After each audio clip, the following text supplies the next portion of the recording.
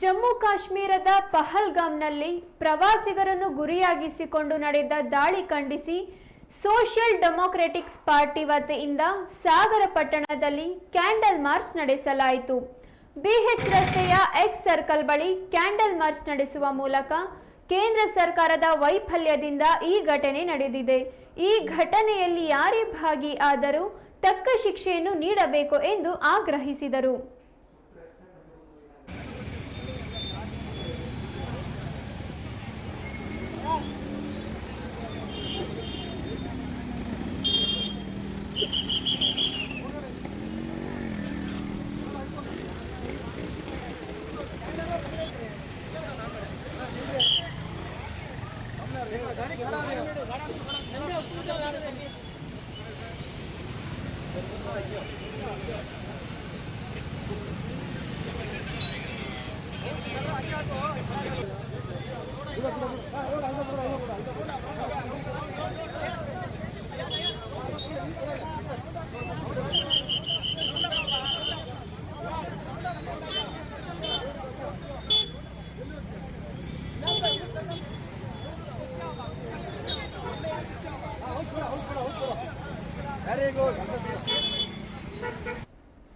ಜಮ್ಮು ಕಾಶ್ಮೀರದ ಪಹಲ್ಗಾಮ್ನಲ್ಲಿ ಪ್ರವಾಸಿಗರನ್ನೇ ಗುರಿಯಾಗಿಸಿಕೊಂಡು ದಾಳಿ ನಡೆಸಿದಂಥ ಈ ಒಂದು ಘಟನೆಯನ್ನ ಇಟ್ಕೊಂಡು ಸೋಷಿಯಲ್ ಡೆಮೊಕ್ರೆಟಿಕ್ಸ್ ಪಾರ್ಟಿ ಇವರ ವತಿಯಿಂದ ಸಾಗರ ಪಟ್ಟಣದಲ್ಲಿ ಕ್ಯಾಂಡಲ್ ಮಾರ್ಚ್ ಅನ್ನ ನಡೆಸಲಾಯಿತು.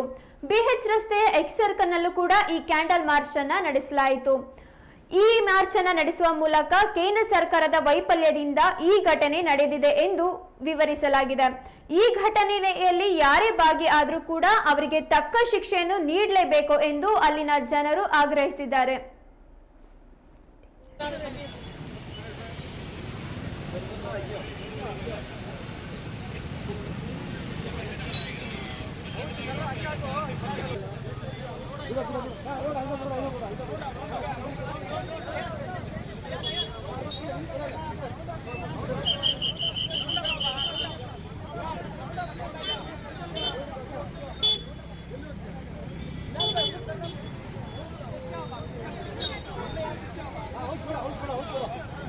Very good.